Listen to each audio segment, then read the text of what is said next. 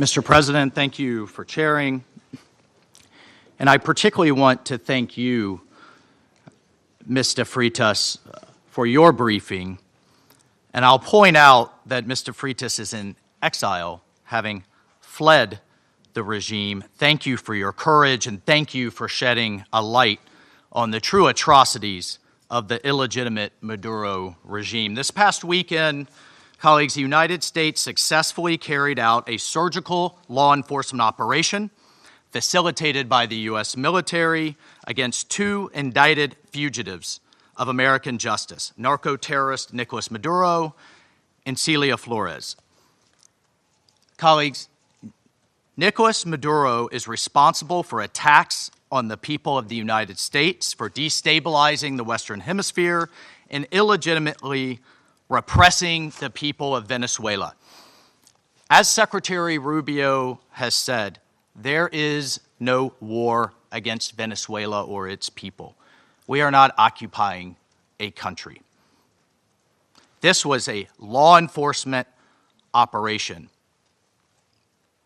in furtherance of lawful indictments that have existed for decades. The United States arrested a narco-trafficker who is now going to stand trial in the United States in accordance with the rule of law for the crimes he's committed against our people for 15 years. A similar action was taken in 1989 against Manuel Noriega. He was arrested, indicted, convicted in a court of law, served in prison in the United States and in Panama, and the Panamanian people, the American people, are safer for it.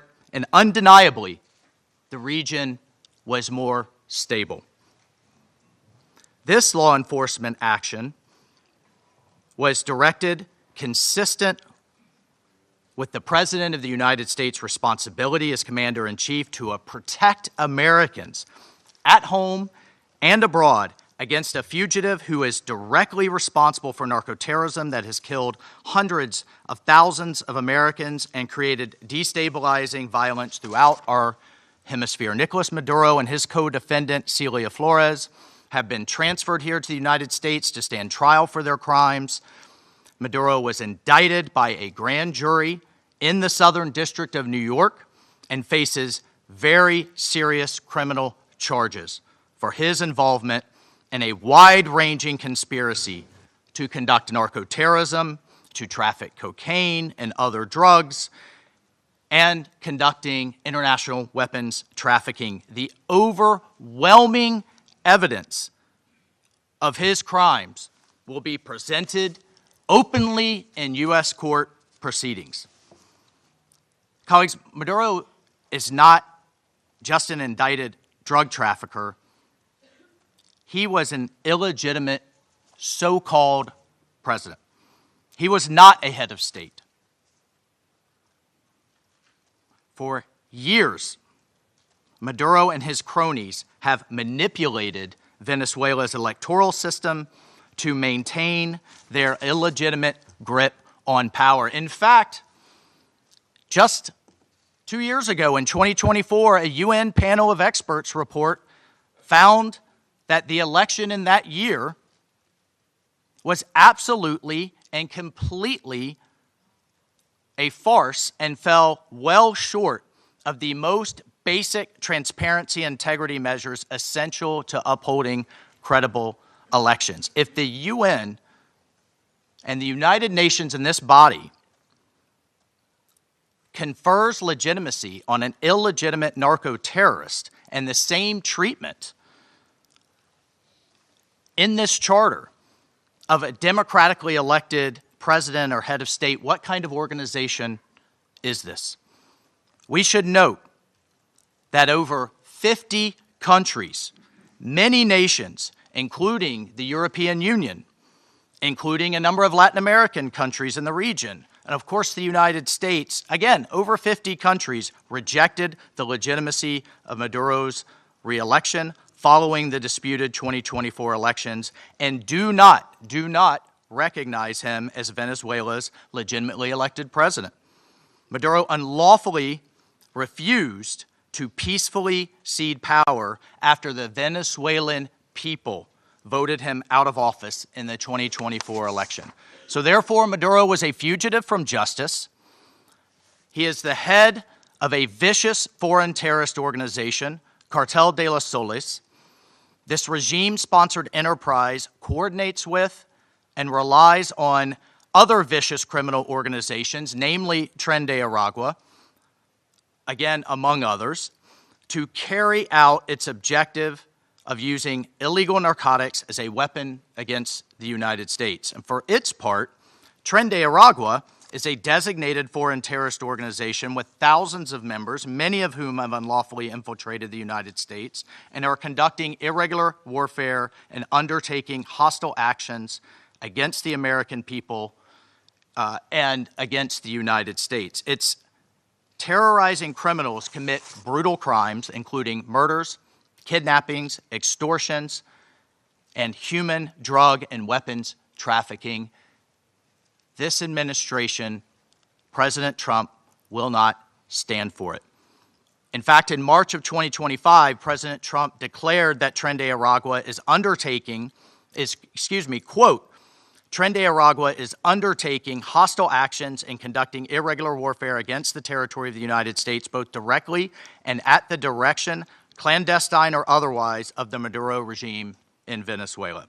Maduro and his cronies have partnered with some of the most violent and prolific drug traffickers and narco-terrorists in the world for decades, facilitating the flood of illegal drugs coming in the United States, estimated to be several hundred tons annually.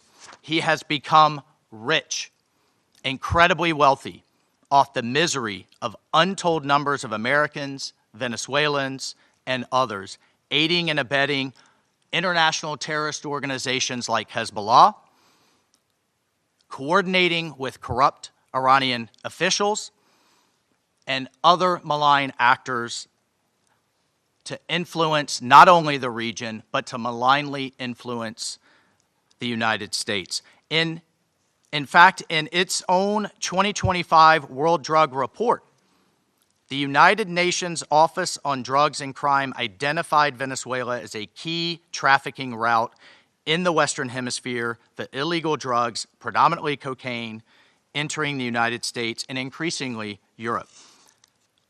As Secretary Rubio stated just yesterday, this is the Western Hemisphere. This is where we live, and we're not going to allow the Western Hemisphere to be used as a base of operation for our nation's adversaries and competitors and rivals of the United States.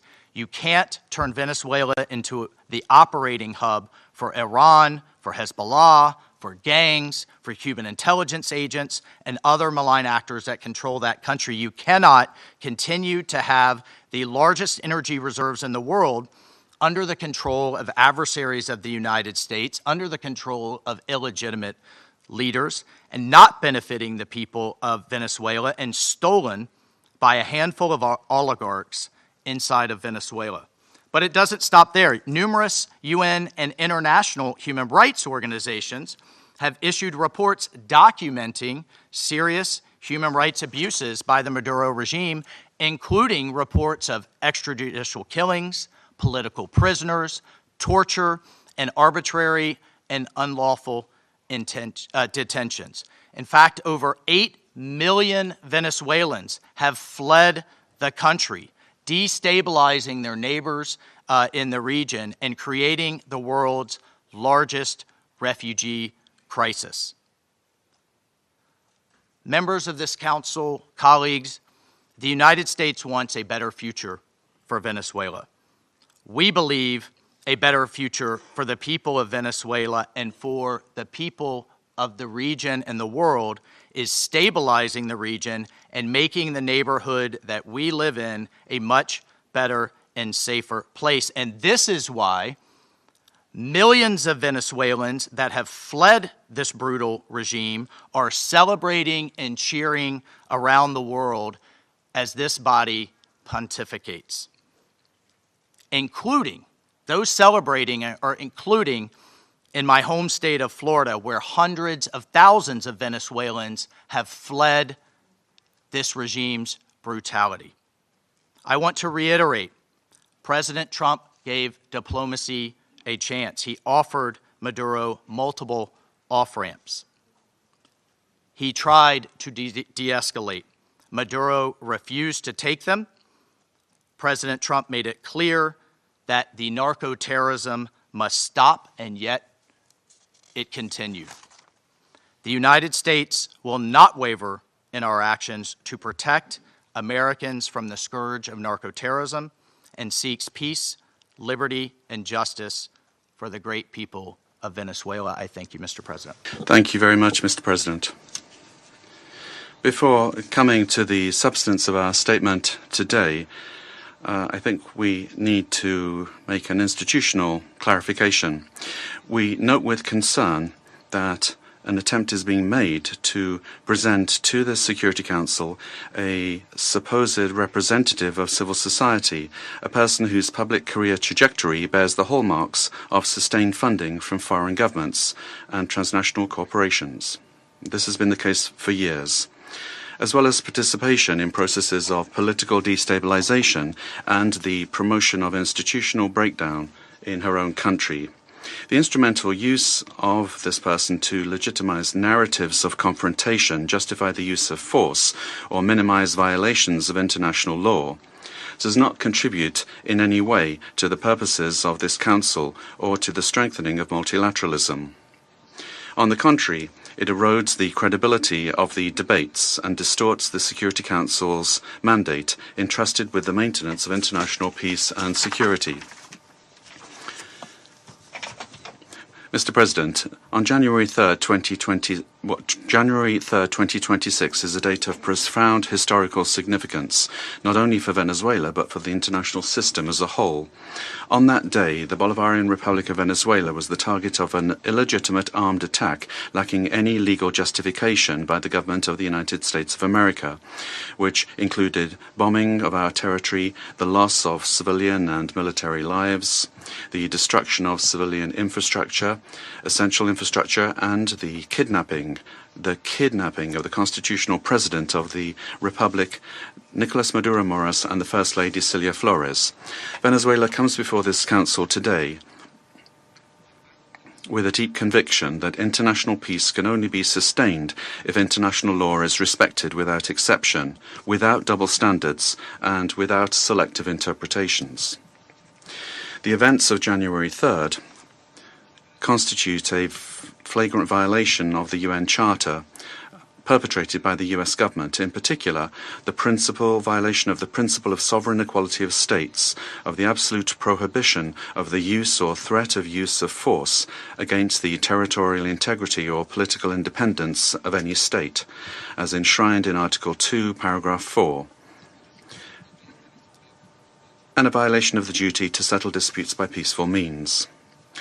Similarly, these acts also seriously violate the Geneva Conventions and its protocols, as indiscriminate attacks were carried out against the civilian population and assets.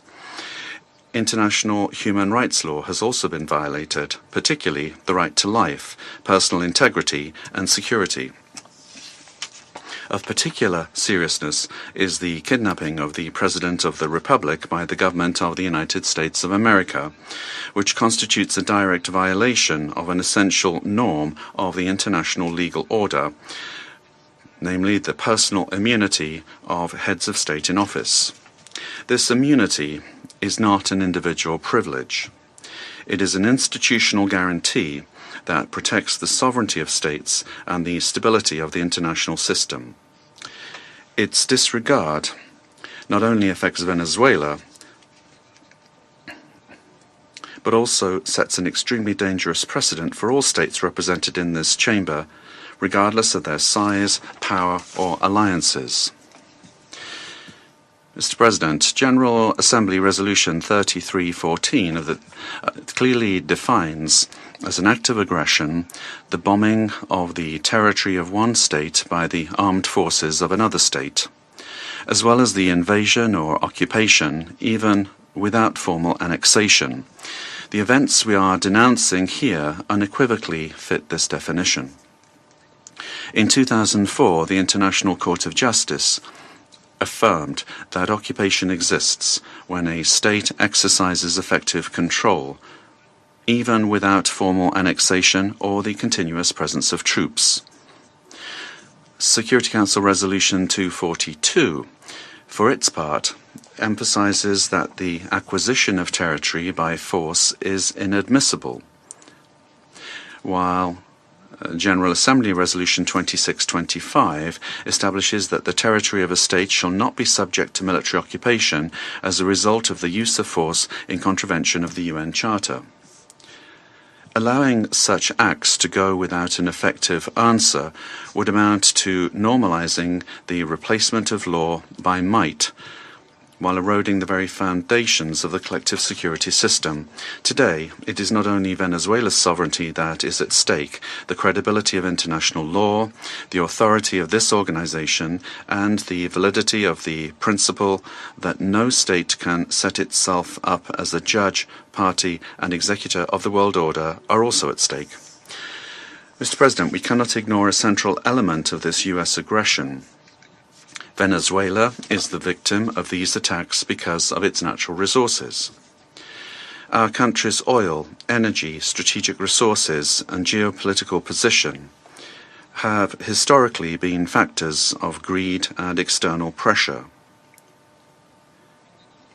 When force is used to control resources, impose governments, or redesign states, we are faced with a logic that harks back to the worst practices of colonialism and neocolonialism.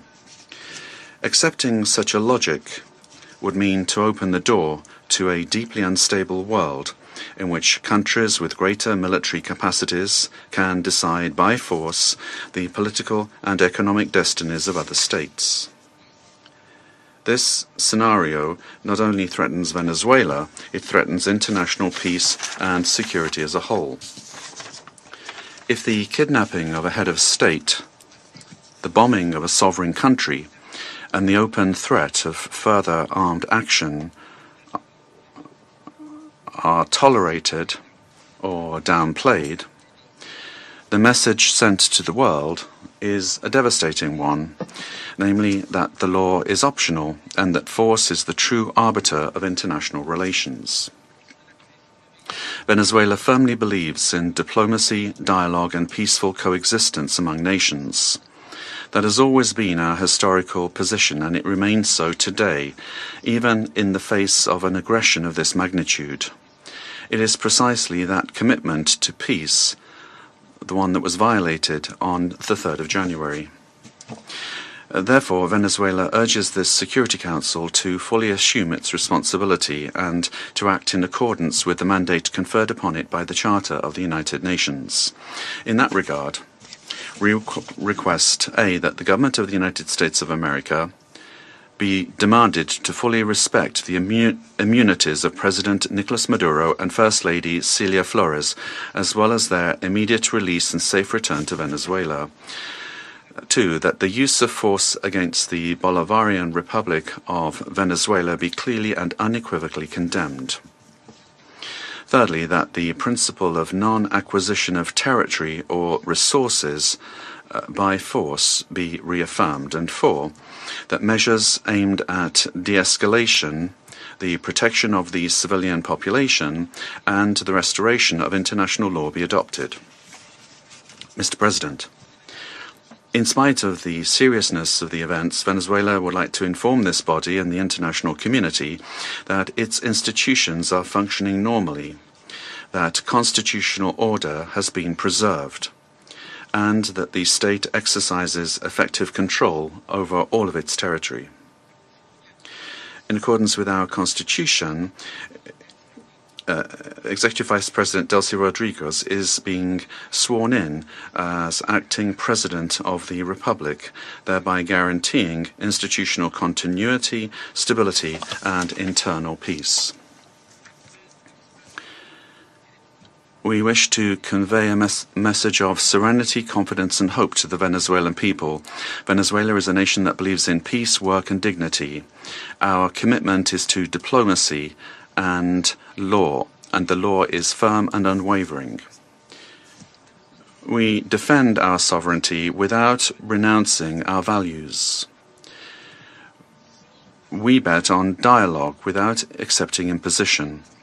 We believe in a future of coexistence, development, and mutual respect among nations.